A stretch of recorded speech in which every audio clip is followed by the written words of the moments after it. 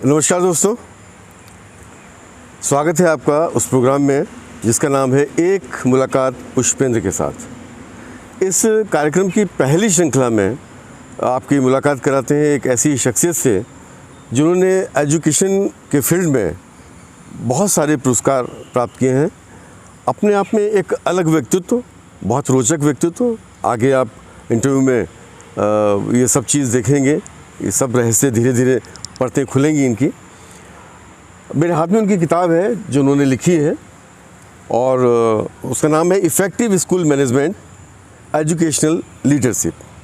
और आपको जो अवार्ड मिले हैं, international education award for educational leadership, global school award for contribution to educational community, research scholar award, mindful award for the year 2021। उनका नाम है डॉक्टर अजय वर्मा। तो आइए चलिए मुलाकात करते हैं। सबसे पहले डॉक्टर साहब से नमस्कार। डॉक्टर साहब, स्वागत है आपका इस प्रोग्राम में। सबसे पहले ये जानना चाहेंगे, किताब की बात बाद में करेंगे, कि ये यात्रा कहाँ तक पहुँची है आपकी, क्योंकि ये यात्रा कोई ऐसी वैसी यात्रा नहीं, इसके लिए बहुत कुछ अनुभव आपने इसमें अपने डाले होंगे। सबसे पहले हमें ये बताइए कि आपका बचपन कैसा रहा, उसके कुछ संस्मरण अगर आप बता सकें हमारे दर्शकों को। बचपन की जहाँ तक बात है, तो जैसा आप खुद भी जानते हैं कि हम लोगों का जो हमारी जनरेशन है, हमारा बचपन बहुत ही अच्छा बीता है जी। और क्योंकि उस ज़माने में आज की तरह बहुत ज़्यादा सुख सुविधाएं नहीं थी, तो बड़े आनंद से वो समय बीता। हालांकि सभी की परिस्थितियां अलग अलग होती हैं। स्कूल एजुकेशन बहुत अच्छी रही। उस ज़माने में पब्लिक स्कूल नहीं होते थे, सरकारी स्कूलों की स्थिति बहुत ज़्यादा अच्छी थी, हम वहीं पढ़े सब। और बचपन का बहुत ज़्यादा चीज़ें तो याद नहीं हैं जी, क्योंकि सन 1983 में 83 में जब मैं क्लास 9 में था जी।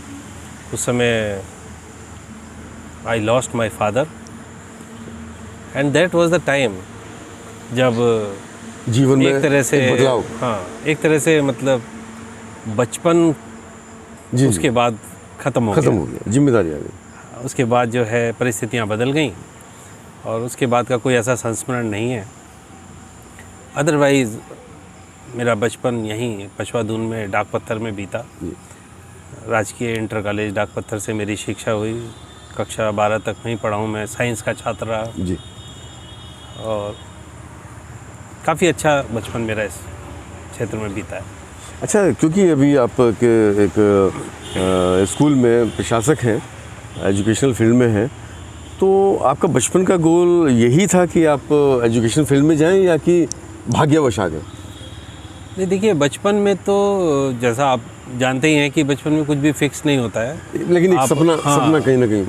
लेकिन जब टीनेज में आए, कहना चाहिए 9 to 12 के बीच में, क्लास 9 to 12 के बीच में, तो उस समय क्यूरियोसिटी होती है। हमारे टाइम में बहुत ज़्यादा अवेयरनेस नहीं थी, हमें ज़्यादा फील्ड्स के बारे में नहीं पता था कि हमें 12वीं के बाद करना क्या है। लेकिन उस दौरान मुझे जो भारतीय सेना है वो बहुत अट्रैक्ट करती थी, क्योंकि हमारे पास में ही ये कालसी में जो छावनी है, वहाँ के जो मूवमेंट होती थी, हम उन्हें देखते थे। हेलीपैड हुआ करता था वहाँ पे। हेलीकॉप्टर्स काफ़ी आते जाते थे, फाइटर प्लेन्स भी उस दौरान हम, जैसे आजकल के बच्चे उतना नोटिस नहीं करते हैं, हम लोग बहुत नोटिस करते थे कि जी वो एक क्लाउड की ट्रेल बनाता हुआ जा रहा है। बिल्कुल। तो बड़ा फैसिनेटिंग था और रोमांच था उसमें। तो उस समय पर पता चला कि एक एनडीए का एग्ज़ाम होता है जिससे आप जो है भारतीय वायुसेना में जाके और ये फाइटर पायलट बन सकते हैं।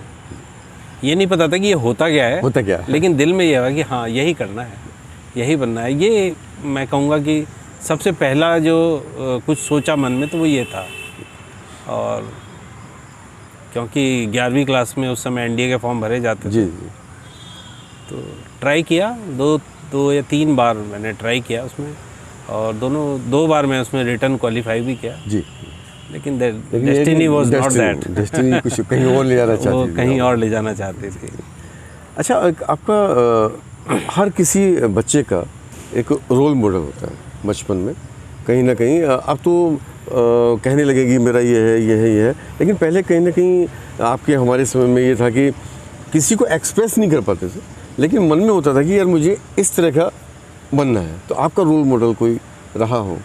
हाँ, देखिए रोल मॉडल पे तो एज सच, क्योंकि आजकल तो मीडिया है, टीवी से भी बच्चों को बहुत चीज़ों की जानकारी होती है, जिससे उनको रोल मॉडल्स मिल जाते हैं जी। और उस समय जो सोसाइटी थी वो बहुत क्लोज थी और अपने आसपास या उसमें कोई ऐसा रोल मॉडल नहीं था। तो जो रोल मॉडल थे, मैं कहूँगा कि जिनसे मुझे बहुत सीखने को मिला जी। वो मेरे स्कूल के एक टीचर थे, जो हमें, उन्होंने 2 साल 9th और 10th क्लास में हमें पढ़ाया और उनसे मैं बहुत क्लोज़ हो गया था क्योंकि वो बिल्कुल पड़ोस में रहते थे हमारे। उनसे मुझे बहुत कुछ सीखने को मिला। तो मुझे यही लगता था कि मुझे इनके जैसा बनना है। और वो बहुत सारी अपने सब्जेक्ट के अलावा और बहुत सारे सब्जेक्ट्स जानते थे। वो बायोलॉजी के टीचर थे, वो हमें मैथ्स भी पढ़ाते थे, हमें साइंस भी पढ़ाते थे और आप यकीन नहीं करेंगे वो हमें इंग्लिश पढ़ाते थे। क्या? अब हिंदी मीडियम स्कूल से, हाँ, हिंदी मीडियम स्कूल में पढ़ने की वजह से और एक बड़ी जिज्ञासा थी हमेशा से स्कूल में रहते हुए भी कि अंग्रेजी में बात करना कैसे हो सकता है। उसमें तो बहुत बड़ी बात है। हाँ, कैसे सीखें। और एक हिंदी मीडियम वाले के लिए इंग्लिश तो एक हवा हुआ करती हाँ, थी। तो हालांकि मैं ये कहूँगा उस समय की जो इंग्लिश लैंग्वेज पढ़ाने का तरीका था वो हिंदी मीडियम स्कूल के बच्चों के लिए बहुत अच्छा था। ग्रामर जो उसकी थी, ग्रामर का अलग ही लेवल था। तो उन्होंने हमें शुरुआत में मैंने उनसे अपनी ये क्यूरियोसिटी उनके आगे रखी कि सर अंग्रेजी बोलना कैसे सीख सकते हैं। तब उन्होंने बोला देखो आप अंग्रेजी हिंदी को ट्रांसलेट करते हो अपने इंग्लिश में, ट्रांसलेशन एक पार्ट होता था हमारे अंग्रेजी का। तो आप उसे बोलने की कोशिश करो और ये मत सोचो आप सही बोल रहे हो या गलत बोल रहे हो, आप में कॉन्फिडेंस होना चाहिए। एक हेजिटेशन, और वो हेजिटेशन ख़त्म करने का एक तरीका था कि सामने वाले को आपकी बात समझ में जाए। तो उसमें टेंस क्या है, मुझे वो बड़ा अट्रैक्ट करते थे उनका कैरेक्टर। वो बढ़िया अच्छी अंग्रेजी बोलते थे, ठीक है, हमें सिखाते थे। तो मैं कहूँगा शुरुआती रोल मॉडल तो वही थे। और मुझे नहीं पता था कि एक दिन मुझे भी टीचिंग लाइन में ही जाना है। तो शायद वो ये कहेंगे कि उनका इन्फ्लुएंस शुरुआती दौर में मेरे ऊपर था। चलिए अब आपकी लाइफ का एक इमोशनल पहलू पकड़ते हैं जी। हमारे यहाँ कहा गया है कि जहाँ नारी की पूजा होती है वहीं देवता निवास करते हैं। क्योंकि आपकी लाइफ में आपने बहुत कम एज में अपने फादर को खोआ और उसके बाद जाहिर है कि आपकी माताजी पर सारा जिम्मेदारी आ गई। तो एक महिला के लिए बच्चों को की परवरिश करना और समाज से लड़ना, उनके लिए समाज में अपनी स्थिति बनाना, वो एक बहुत बड़ा संघर्ष है, बहुत बड़ी बात है। बिल्कुल जी, बिल्कुल। और मेरा मानना ये है कि अगर पुरुष के साथ ऐसा हो जाए तो पुरुष उसको नहीं कर पाएगा, उसको शायद नहीं कर पाएगा। वो ऊपर वाले ने गुण दिया है, उतने परफेक्शन से तो कर ही नहीं सकता कि नारी में वो शक्ति दी है कि वही संभाल सकती है परिवार को। तो कुछ ऐसी बात हमें ऐसी बताइए आपके बचपन की या माताजी के संघर्ष की कि जो आपके जीवन को एक प्रेरणा देती हो या जिसने प्रेरित किया हो आपको।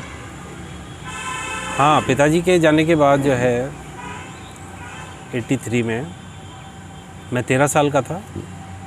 5 भाई बहन थे, 2 बड़ी बहनें मुझसे, सभी पढ़ने वाले थे जी।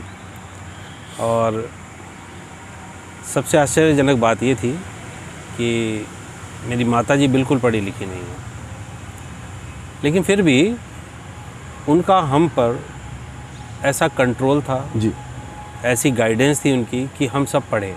वो कहते हैं ना कि जीवन की जो पाठशाला है ना, वो बहुत कुछ सिखा देती है। वो सबसे बड़ी पाठशाला वही है प्राइवेट ग्रुप। ये बात मैं आज यहाँ ज़रूर कह रहा हूँ कि मेरी माताजी पढ़ी लिखी नहीं है, लेकिन हमें इस चीज़ का एहसास कभी नहीं हुआ कि वो पढ़ी लिखी नहीं है। ये एहसास हमें कभी भी नहीं हुआ। और इनफैक्ट जितना शायद पढ़ाई को लेकर हम अपने टीचर से डरते थे, जी, उतना ही माता जी से भी डरते थे कि नहीं नहीं मम्मी ने कहा है पढ़ो बैठ के तो पढ़ना है। मार भी बहुत खाई है उनसे। लेकिन उनके जीवन ने मुझे, मैं अपने व्यक्तिगत तौर पे बताऊंगा कि मेरे जीवन में जो एक डिसिप्लिन आया वो उनसे ही आया। मैंने उस चीज़ को ऑब्ज़र्व किया शुरुआत से कि कैसे मेरी माँ ने जो है किन परिस्थितियों में सब चीज़ों को बैलेंस करके एक लिमिटेड, हाँ, एक उस लिमिटेड रिसोर्सेज के साथ सब कुछ अच्छे से मैनेज किया, वो उसका इफ़ेक्ट मुझ पर रहा। बहुत अच्छी तो बहुत सही बात कही आपने। अच्छा, एक चीज़ और पहलू लेते हैं आपके जीवन का कि देखिए ये तो ऊपर वाला ही जानता है कि कब कौन किसको कहाँ जाना है, किसके साथ क्या घटना कब घटनी है। ये एक आम आदमी का उसके ऊपर कोई जोर ही नहीं है।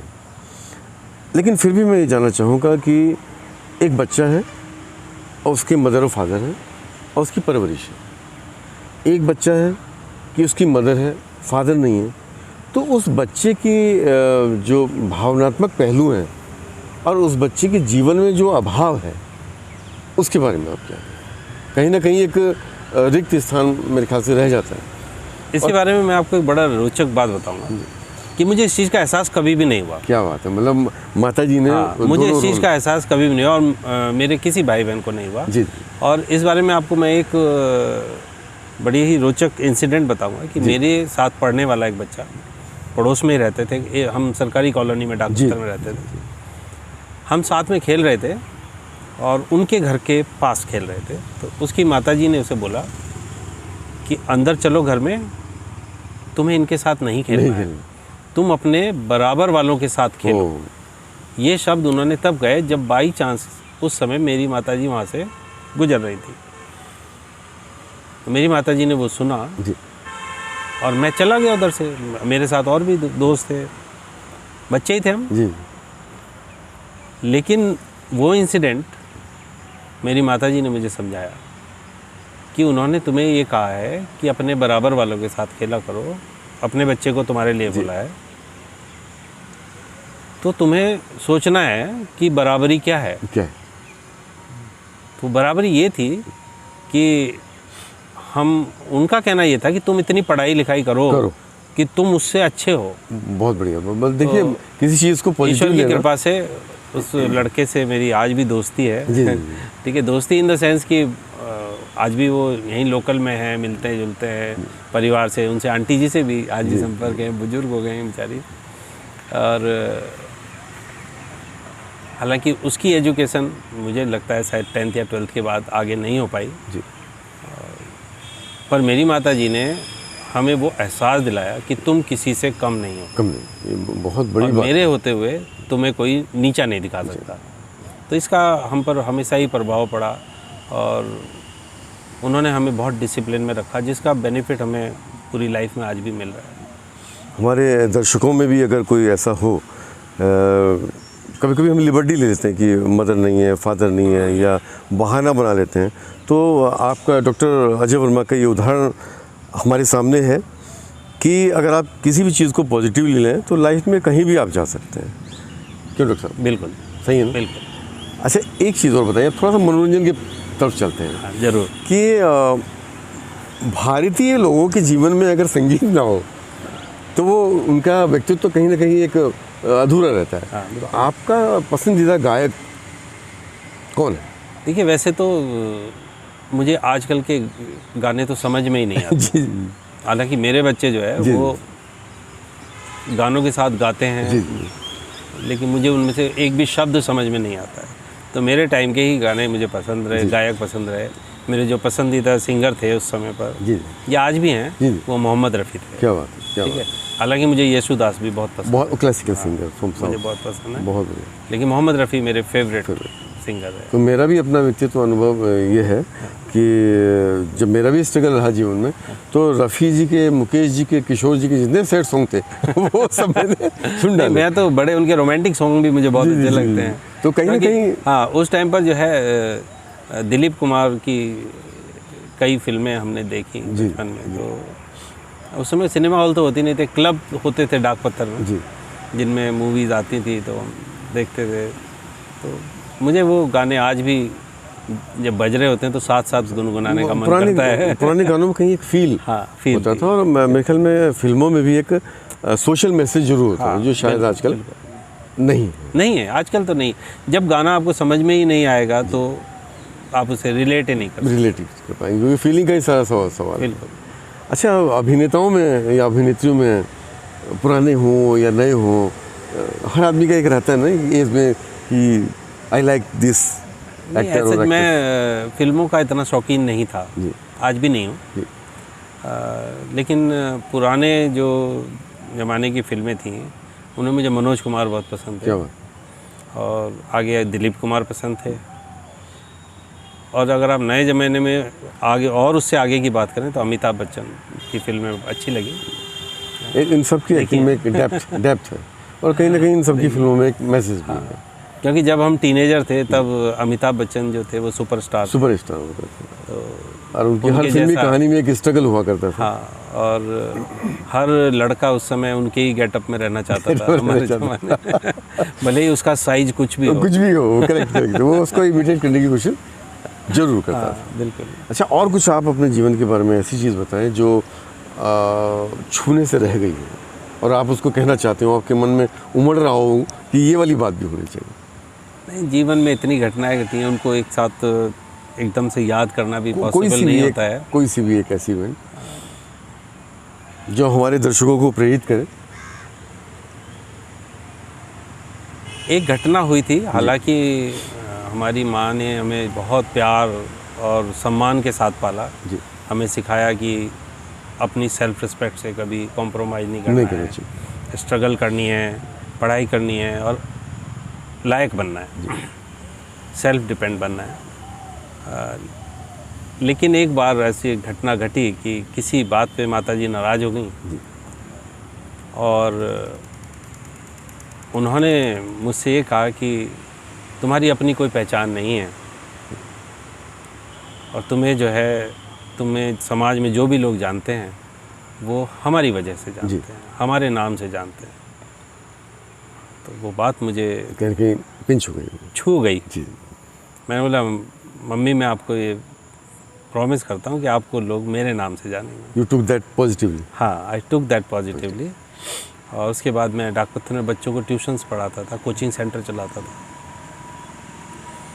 डाक पत्थर का शायद ही कोई ऐसा एरिया या पोर्शन उस समय रहा होगा, इनफैक्ट मैं ये भी कह सकता हूँ कि शायद ही कोई ऐसा घर रहा होगा जी, जहाँ का जिसके बच्चे को मैंने ना पढ़ाया हो। इसलिए पूरे डाक पत्थर के एक एंड से दूसरे एंड तक हर कोई मुझे जानता था। अजय सर के नाम से सब जानते थे और उसमें ज़्यादा समय नहीं लगा, बहुत जल्दी लोग मेरी मम्मी को अजय सर की मम्मी कहने लगे। तो वो मेरे लिए एक बहुत बड़ा अचीवमेंट था। और हालांकि मैंने मम्मी को वो बात कभी दोबारा याद नहीं दिलाई आज तक भी। तो शायद उन्होंने ये कह के आपको प्रेरित किया कि आपको ये करना है। ये इससे मुझे प्रेरणा मिली। और मेरे ख्याल से हर बच्चे को सोचना चाहिए कि माँ बाप के नाम से तो हमें पहले दिन से ही सब जानते हैं। हम कुछ ऐसा करें कि हमारे नाम से भी जाने। उसके लिए बहुत बड़ा करने की ज़रूरत नहीं होती। बिल्कुल। आपको सही रहने की, सही तरीके से अपने जीवन में जीने की कोशिश करनी चाहिए ताकि समाज में आपकी एक अच्छी पहचान रहे। बिल्कुल अच्छी छवि। तो उससे आपके माँ बाप का मान बढ़ेगा जी, है ना। एक चीज़ जो मैंने हमेशा मेंटेन की कि आपके माँ बाप की एक समाज में जो इज्जत पोजीशन होती है, अगर आप उसे बढ़ा नहीं सकते तो उसे घटाएं। बिल्कुल, कोई हक नहीं है कि उसको घटाने का, क्योंकि बढ़ाना ही चाहिए उसको। ये हमारा कर्तव्य है कहीं, ये हमारा फर्ज है। क्योंकि जो हम करते हैं उससे माँ बाप को जो खुशी मिलती है, उससे जो आशीर्वाद हमको मिलता है रिएक्शन के रूप में, वो बहुत बड़ी बात। ये बहुत ज़रूरी है आज के समाज में, ऐसे समय पर जब आजकल की जो जनरेशन के बच्चे हैं मतलब ना चाहते हुए भी ये बात कहनी पड़ती है कि वो बहुत जल्दी भटक जाते हैं, गलत संगति में पड़ जाते हैं। ठीक है, नशाखोरी बहुत ज़्यादा हो गई है, जो आजकल बहुत बड़ी समस्या है। पेरेंट्स बहुत परेशान रहते हैं। तो ये इस तरह की वैल्यूज़ अगर हम बच्चे अपने जीवन में लाएंगे कि नहीं, हमें अच्छा रहना है, सब लोग सब कुछ नहीं कर सकते। आपको बहुत ऊंचाइयों पर कई बार आप नहीं पहुंच सकते, लेकिन जहां आप पहुंच सकते हैं वहां पर आप अच्छे से कम से कम प्रयास कर सकते हैं। सम्मानित जीवन आप जिए, और इससे बड़ा कुछ भी नहीं है। चलिए थोड़ी सी इमोशनल बातों को हल्का करते हैं। एक बड़ी अच्छी सी बात कि आपको इतने सारे अवार्ड्स मिले हैं एजुकेशन फील्ड में, और ये अवार्ड्स पाने के बाद भी आप बड़े सरल हैं, तो उसका राज क्या है? ये मुझे नहीं पता कि इतने सारे ये अवार्ड वगैरह जो मुझे मिले हैं। जी। और मैं आपको इसमें बताऊंगा कि ये इन सभी अवार्ड की एक खासियत ये रही है कि इसमें मुझे किसी और ने नॉमिनेट किया है। वाह, क्या बात है।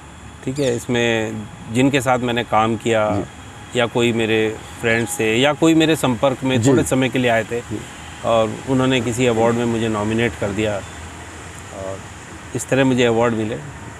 लेकिन उसके बाद भी आप सरल हैं, ये बहुत बड़ी बात है, क्योंकि अगर किसी को कोई छोटा मोटा पुरस्कार कहीं मिल जाता है तो वो कहीं ना कहीं सोचता है कि बस मैंने आसमान छू लिया और यहाँ दुनिया ख़त्म हो गई। लेकिन आपने एक के बाद एक के बाद एक के बाद एक कई अवार्ड लिए हैं, और ये प्रेरणा देगी हमारे दर्शकों को कि जीवन में करने के लिए बहुत कुछ है, बहुत कुछ बिखरा पड़ा है, पॉजिटिव जो करना चाहे। मैं तो कहता हूँ कि नेगेटिव चीज़ के लिए जगह ही नहीं होनी चाहिए, समय ही नहीं होना चाहिए, समय नहीं होना चाहिए, छोटा सा जीवन है।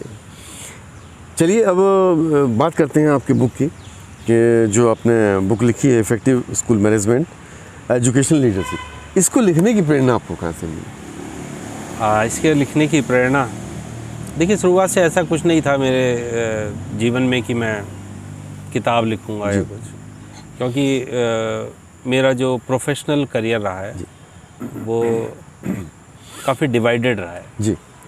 मैंने ट्यूशन पढ़ाने से शुरू करके स्कूल में पढ़ाया और कोचिंग सेंटर चलाया, लेकिन कहीं ना कहीं मेरा जो पैशन था जी, क्योंकि मैंने 1988 में 1988 में कंप्यूटर साइंस में जब डिप्लोमा किया, ये उस समय की बात है जब लोग कंप्यूटर के बारे में सुनते थे। और मैं बड़ा भाग्यशाली था कि एक अखबार में कोई उसके बारे में आया कि हरिद्वार गुरुकुल कांगड़ी में मेरा उसमें सिलेक्शन हो गया, रिटर्न मैंने पास कर लिया जी। तो मैं वो एक डिप्लोमा किया। उससे मैं बड़ा काफ़ी अफेक्टेड था कि भाई मुझे यही करना है अब जी। मुझे एक लाइन सी मिल गई थी, तो कहीं ना कहीं वो भी मेरे मन में था। तो एक समय पर मैंने ये टीचिंग प्रोफेशन छोड़ के इंडस्ट्रियल उसमें चला गया, आईटी फील्ड में, और अप्रॉक्सीमेटली 10-12 साल वहाँ काम किया है। और उसमें भी मैं बिल्कुल जितना ऊपर जा सकता था वहाँ गया। जी। शायद और आगे जाता अगर उसमें कंटिन्यू करता, लेकिन अगेन फिर डेस्टिनी को कुछ और मंजूर था, मुझे वापस एजुकेशन फील्ड में ही आना पड़ा। तो ये किताब है सर की, effective school management educational leadership. तो सर इस प्रोग्राम में एक स्वार्थ मैं भी चाहूँगा कि एक बुक आप मुझे अपने सिग्नेचर से देंगे। जरूर देंगे सर।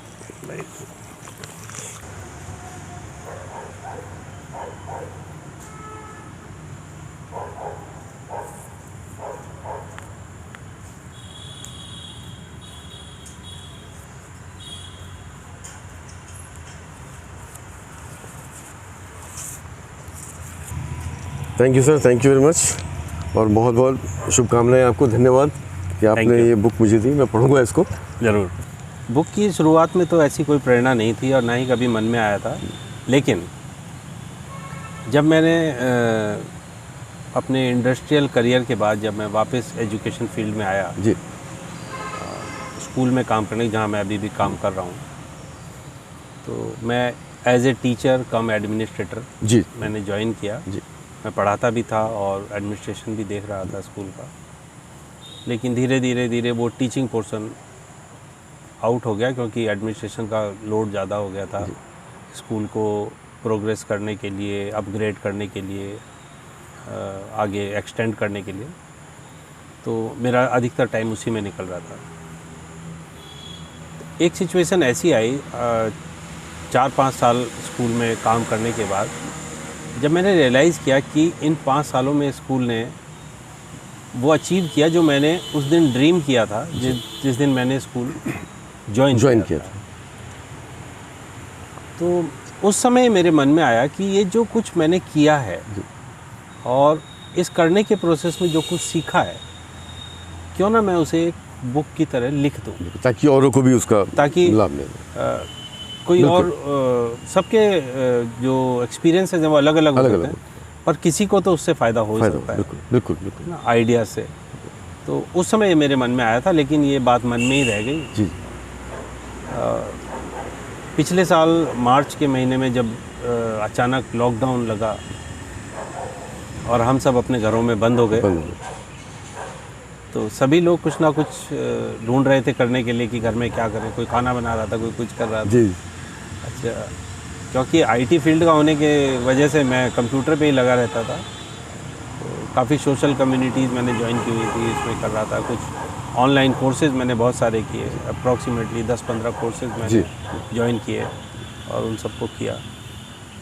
उस बीच मुझे कहीं से एक वेबिनार का लिंक मिला। अच्छा। जो एक पब्लिशर कर रहे थे और उसे मैंने अटेंड किया। उसमें उन्होंने बताया कि जो लोग अपनी किताब लिखना चाहते हैं, कि जिनके मन में है इस बात को कि अगर उनको हेल्प चाहिए तो हम उनकी हेल्प करेंगे। उन्होंने ये बताया कि अधिकतर ऐसे लोग हैं जो, और उसमें उन्होंने एजुकेशन फील्ड का जिक्र किया कि खासकर एजुकेशन फील्ड के लोग जो एक किताब लिखना चाहते हैं लेकिन कभी लिख नहीं पाते, लेकिन आपको वो लिखनी चाहिए। और उन्होंने एक बात और भी कही जो मुझे बहुत असर कर गई। वही हमारी बातों में कई बातें निकल के आ रही हैं कि कब किसकी बात से आप मोटिवेट हो जाते हैं, आपको पता नहीं चलता। हाँ, लेकिन आपको उससे थैंक यू ज़रूर बोलना चाहिए। बिल्कुल। तो उन्होंने एक बात कही कि जिस दिन से हम स्कूल पहली बार जाते हैं, उस दिन से हम जो काम कर रहे होते हैं वो किसी ना किसी के लिए कर रहे होते हैं। स्कूल हम कभी भी अपने लिए नहीं जाते। अगर अपने लिए जाना हो तो कोई बच्चा स्कूल नहीं जाएगा। बिल्कुल। वो माँ बाप के लिए जाता है कि माँ बाप चाहते हैं बच्चा स्कूल जाए, इसीलिए जाता है। ठीक है। फिर कॉलेज जाते हैं। कॉलेज इसीलिए जाते हैं कि अब हमें नौकरी करनी है। हमें नौकरी क्यों करनी है? क्योंकि हमें अपनी फैमिली को सपोर्ट करना है। बिल्कुल। तो हमारे जो भी एक्टिविटी है वो किसी ना किसी से जुड़ी हुई। और हम एक समय पे आगे जानते हैं कि हमने अपने लिए क्या किया, सेल्फ सेटिस्फैक्शन। बिल्कुल। और वो जो किताब लिखने की आपने सोची थी वो तो आप अपने लिए लिखने वाले थे। वो तो आप कर ही नहीं पाए। जी। उन्होंने एक बात और कही कि आपने लाइफ में क्या अचीव किया, ये कैसे पता चलेगा? बिल्कुल। वो तो ठीक है, आप सेटिस्फाइड हैं ज़िंदगी से, सब। आप गूगल पे अपना नाम डालिए जी और देखिए क्या आता है। बहुत अच्छा। तो जब ये वेबिनार चल रहा था तो तुरंत एक टैब खोल करके गूगल पे हमने भी अपना नाम टाइप किया, तो देखा तो हम तो कहीं भी नहीं थे। तो तब उन्होंने बोला कि अगर आप एक किताब लिखते हैं और वो किताब पब्लिश होती है, तो जब आप गूगल पे अपना नाम टाइप करेंगे तो कम से कम वो किताब वहाँ पर दिखाई देगी और आप हमेशा के लिए इस टेक्नोलॉजी और नेटवर्क की दुनिया में रहेंगे, हमेशा रहेंगे। That motivated me. और फिर मैंने उस वेबिनार के तुरंत बाद उन्हें फ़ोन किया, उन्हें बताया कि मैं अपने ऐसे एक्सपीरियंस को पेन डाउन करना चाहता हूँ। उन्होंने मुझे कुछ गाइडेंस दी कि आप ये करिए। That's how I started it. और मुझे ज़्यादा समय नहीं लगा, मैंने जून में स्टार्ट किया और अगस्त में बुक पब्लिश हो गई। तो फैंटास्टिक। और ज़रूर ये बुक कहीं ना कहीं किसी न किसी दर्शक को अगर मिलेगी या कोई पढ़ेगा उसको, तो कहीं ना कहीं ये उसको जीवन में बहुत लाभ देगी, एक गाइड करेगी। और मैं किसी की भी ज़िंदगी में गाइडेंस का बहुत बड़ा महत्व, अच्छा गाइड मिल जाएगा अगर। और मैं समझता हूँ कि बुक से अच्छा गाइड, आजकल लोग बुक पढ़ना भूल गए हैं, लेकिन बुक से अच्छा गाइड कोई नहीं। अगर हम बुक को पढ़ेंगे तो ये वो दिखाएगी जो हमारा दिमाग चाहता है। अगर आप वीडियो देखेंगे तो आप वो देखेंगे जो वीडियो दिखाना चाहता है। एक और चीज़ एक और चीज़ ये कहना चाहूँगा कि अपने खुद के अनुभव से तो सभी सीखते हैं, बिल्कुल, लेकिन दूसरों के अनुभव से सीखने से समय बचता है। आपको वो नहीं करना पड़ेगा जो उन्होंने किया। तो ये भी एक बात थी कि कोई अगर इस बुक को पढ़ेगा तो उसका उतना समय बचेगा। मुझे इतने साल लगे जो चीज़ सीखने में जी, वो उसके काफ़ी आइडियाज़, उनके काम आ सकता है। आसानी से काम। हालांकि जब मैं बुक लिख रहा था तो मुझे बोला गया था कि 200 पेज की बुक होनी चाहिए जी। पर मुझे जब मैं 200 पेज पे पहुंचा तो मुझे लगा अभी तो बहुत कुछ बचा हुआ बाकी है। तो फिर मैंने पब्लिशर साहब से बात की तो उन्होंने कहा नहीं, आप उसका सेकंड एडिशन निकाल सकते हैं।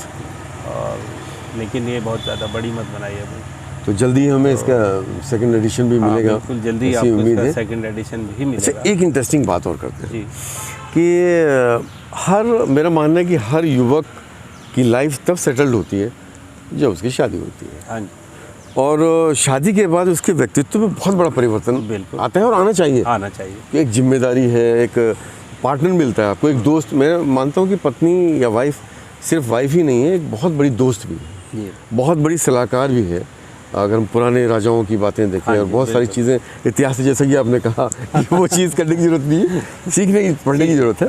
तो अगर हम अपने इतिहास को देखें तो बहुत सारे शासक ऐसे हुए हैं, बहुत सारे विद्वान ऐसे में जिनकी पत्नी बड़ी सलाहकार थी और बहुत अच्छा उनकी लाइफ चेंज हो गई। कालिदास को ले लीजिए आप, तुलसीदास जी को ले लीजिए, तो कितना बड़ा परिवर्तन उनकी लाइफ में आया।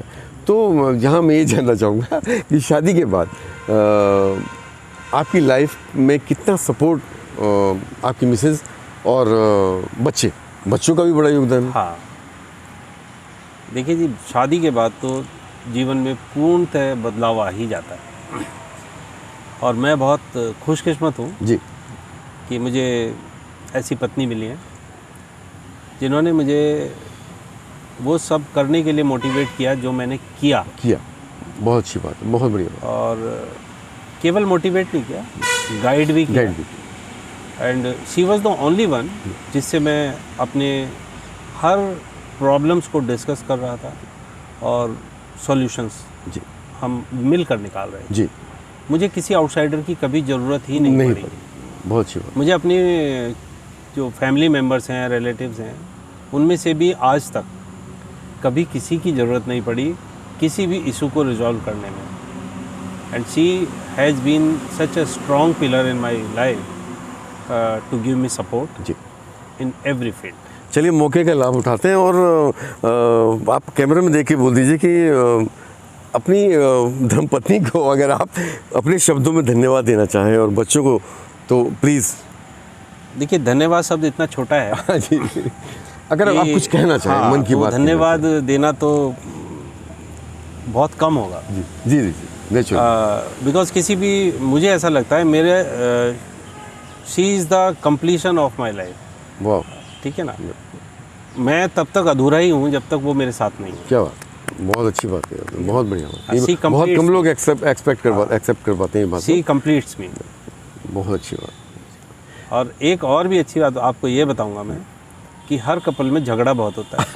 जी और फिर वो झगड़ा कई बार घर वालों को सुलटाना पड़ता है और हमें भी हुए हैं। जी, लेकिन फ्रॉम द फर्स्ट डे जी हमारा एक पैक्ट रहा जी कि हमें जब भी झगड़ा होगा तो उसे हम खुद ही सुलटाएंगे। बहुत अच्छी बात, बहुत। और हमारा कोई भी झगड़ा ज़्यादा देर तक नहीं चलता है। ये बहुत अच्छी बात है, बहुत पॉजिटिविटी बात। आपके लिए मेरे पास जो एक मैसेज है, आइए उसको देखते हैं पहले। 27 years down the line, I still feel fortunate to have made the decision to marry this man who is my beloved companion, my soulmate, and my closest friend. He's the man who married me and brought me home with one suitcase in my hand. This is the way we started our married life, and we have walked down life's path just with the comfort of having each other. Ajay and I have lived with dignity through the highs and lows of life and have always got through with ease because we are one in thought and action. I am indeed fortunate to have a companion who is so honest, so trustworthy, so totally committed to his family, so true to his profession, so deeply religious, so far-sighted, and so very, very knowledgeable. Our children are indeed blessed to have a father who loves them with his heart and soul. May God bless you, my dear, and fulfill all your dreams and aspirations.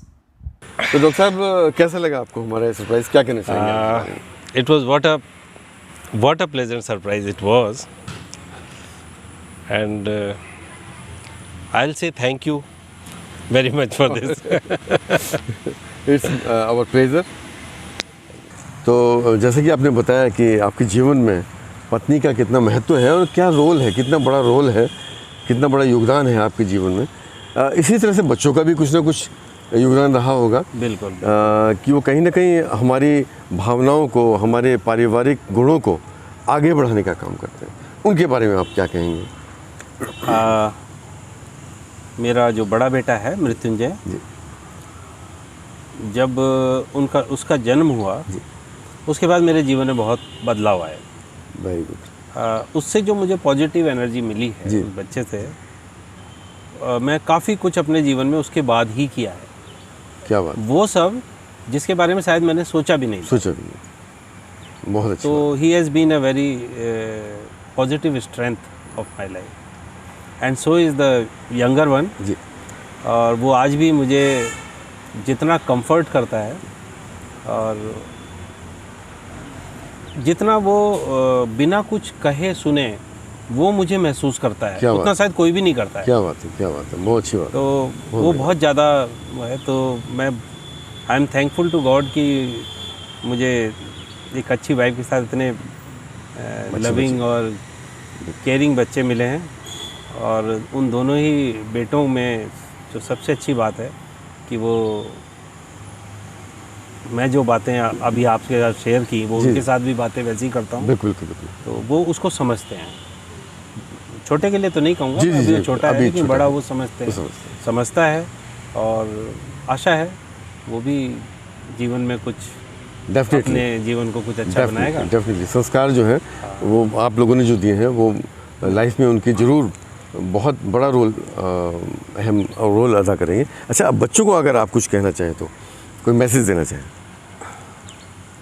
देखिए, बच्चों के लिए तो मैं school में हूँ, तो मैं आज की जनरेशन के बच्चों को तो यही मैसेज दूंगा कि अपने जीवन को सरल बनाएं। जी।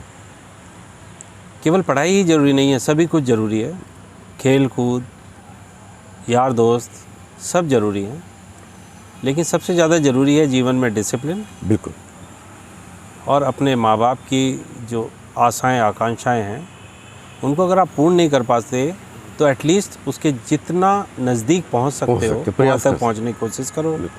और कोई ऐसा काम ना करो जिससे कहीं भी आपके अपनों को, आपके टीचर्स को, आपके माता पिता को नज़रें झुकानी पड़े। बिल्कुल बिल्कुल।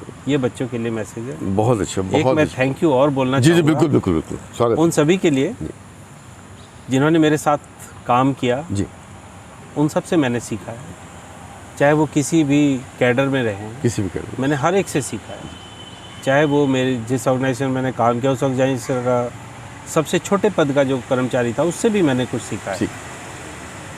उन सबको मैं थैंक यू बोलना चाहूँगा। मैंने अपने जीवन में जहाँ जहाँ काम किया, जिन जिन लोगों से, उन सब के लिए थैंक यू। और जहाँ मैं विद्यालय में भी काम कर रहा हूँ, वहाँ के जो ओनर डायरेक्टर्स हैं उनसे मैंने बहुत कुछ सीखा है। उनको मैं थैंक यू बोलना चाहूँगा कि उन्होंने मुझे वो अपॉर्चुनिटी दी जी कि मैं वो सब किया जिसे मैं आज एक अपनी अचीवमेंट मानता हूँ अपनी ज़िंदगी में, अपने सेल्फ सेटिस्फेक्शन के लिए, जिसने मुझे एक वो इंसान बनाया जिसमें वो कॉन्फिडेंस है कि मैं किसी भी काम को जी किसी भी ऊंचाई तक ले जा सकता। डेफिनेटली जो हमारे सराउंडिंग्स में मित्र हैं और एक एनवायरनमेंट जो हमें मिलता है, मेरे जो दोस्त हैं जी, उन दोस्तों ने मुझे हमेशा सपोर्ट किया है। और जब भी मैं उनके पास गया हूँ तो मुझे उनसे इतनी पॉजिटिव एनर्जी मिली है कि मेरे जो जितने भी प्रोजेक्ट काम रहे वो और गति से हुए। वो कहते हैं ना कि कठिन होना सरल है, लेकिन सरल होना बहुत कठिन है। ऐसा आपका व्यक्तित्व है सरल होना भी बहुत थैंक यू सो मच। ऐसा मुझे तो नहीं लगता है, मैं तो एक सामान्य जीवन जी रहा हूँ। ये तो आपकी खूबी है। ये आपका आभार ऐसे इतने मीठे शब्दों के लिए। अच्छा, एक चीज़ और बस कि एक मेरा मानना है कि किसी भी व्यक्ति को जीवन में कभी ना कभी अपनी भावनाओं का आत्मसमर्पण किसी न किसी के सामने करना पड़ता है। मान लीजिए कि वो एक मित्र है, मित्र का किसी के जीवन में या आपके जीवन में क्या महत्व है? देखिए, अभी आपने पत्नी के बारे में पूछा जी, इसी तरह जो मित्र हैं जी, उनका भी जीवन में उतना ही महत्वपूर्ण स्थान होता है, क्योंकि जो पत्नी है वो तो आपका हिस्सा है। क्या बात, बहुत बड़ी बात, बहुत अच्छी बात है है ना? बिल्कुल। और कई बार ये ऐसी स्थिति होती है, हमारी मन स्थिति ऐसी होती है कि जो आप फील कर रहे होते हैं वही वो भी फील कर रही होती है, तो उस समय आपको अपने मित्र की ज़रूरत है। वाह वाह, क्या बात है, बहुत अच्छी बात, बहुत बढ़िया बात कही आपने। ठीक है ना? बहुत अच्छी तो बात कही, मित्र का होना बहुत ज़रूरी है। और मैं बहुत खुशकिस्मत हूँ कि मुझे इतने अच्छे दोस्त मिले हैं। जी, मैं आपको सबसे पहले अपने एक सबसे पुराने दोस्त के बारे में, जी जी बिल्कुल बिल्कुल, जिससे मेरी दोस्ती जी बरकरार है कई सालों से, क्लास 9 से। क्या बात, we became friends in class 9। ये both are lucky, enough lucky. और he is working in Kenya. Oh, he is an engineer, his wife and children are there only. तो हम कई बार 2-2 साल तक नहीं मिलते हैं, कई बार हम 6-6 महीने फ़ोन पे भी बात नहीं कर पाते हैं, क्योंकि टाइम भी मैच नहीं करता है, उसका शेड्यूल ऐसा होता है, हमारा शेड्यूल ऐसा होता है। लेकिन एक बड़ी इंटरेस्टिंग बात आपको बताऊंगा कि मैं कभी उसे अचानक कॉल कर दूं या वो मुझे अचानक कॉल कर दे, तो दोनों में से कोई ये सवाल नहीं करता कि यार तुम कभी फ़ोन नहीं करते, क्योंकि शिकवे शिकायत तो फिर उस पर टाइम वेस्ट हो जाता है। This is what friendship is all about. बहुत अच्छी बात है। तो डॉक्टर साहब, एक और सरप्राइज़ हमारे पास आपके लिए है, तो चलिए आइए हम आपकी मुलाकात कराते हैं इस वीडियो के माध्यम से। Hi, my name is Vikas and I met with Ajay in 1983 when we were in class 9th. Ajay has always been my dearest friend, and in these almost 40 years of knowing him, I don't think I have seen someone who is down to earth, determined, compassionate, well organized and disciplined. I am really proud of him for everything he achieved in his life. Ajay is a very hard-working person and trustable friend. Thanks for always being there, buddy. All the very best for your future endeavors. At last, I would just say, true friendship is a selfless bond between the two individuals with mutual trust. So, since we met, our friendship has only gotten stronger, and I hope it stays the same like this. Thanks. तो doctor साहब, ये दूसरा surprise आपको कैसा लगा हमारा? I have no words, thank you very much. आज surprise मिल रहे हैं आपको, एक अलग सी फीलिंग आ रही है। बिल्कुल, you know, by this you really feel that you are blessed to have such people in your life. Thank you, Vikas. Thank you very much for your kind words. Thank you for being there in my life. And thank you too. अरे सुनाई sir. तो आपकी इन बातों से बहुत कुछ चीज़ें सीखने को मिली, और हमारे दर्शकों को भी आपका ये साक्षात्कार बहुत अच्छा लगा होगा। बहुत सारी चीज़ें सीखने के लिए हैं जीवन में, और किसी न किसी जीवन के पहलू से, चाहे वो फादर के लॉस के बाद मदर के द्वारा परिवार को पालित करना हो, या आपके जीवन के संघर्ष हो, या आपका किताब लिखना हो, या आपका अवार्ड लेना हो, या मित्र की परिभाषा हो, या आपने पत्नी को एक बहुत अच्छे ढंग से परिभाषित किया, और बड़ी अच्छी तरह से आपने एक्सेप्ट किया कि बहुत अच्छे मित्र होती है और सलाहकार होती है, और उनका एक पति के जीवन में उसको ऊपर उठाने में बहुत बड़ा योगदान होता है। ये बहुत कम लोग एक्सेप्ट कर पाते हैं। ये हमें आपके इस इंटरव्यू से बहुत कुछ हमें भी सीखने को मिला और आपको बहुत बहुत शुभकामनाएं कि सेकंड भी आपके एडिशन इसका निकले।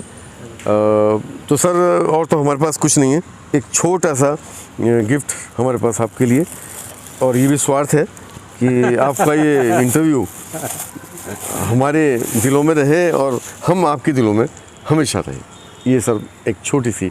Thank you so much.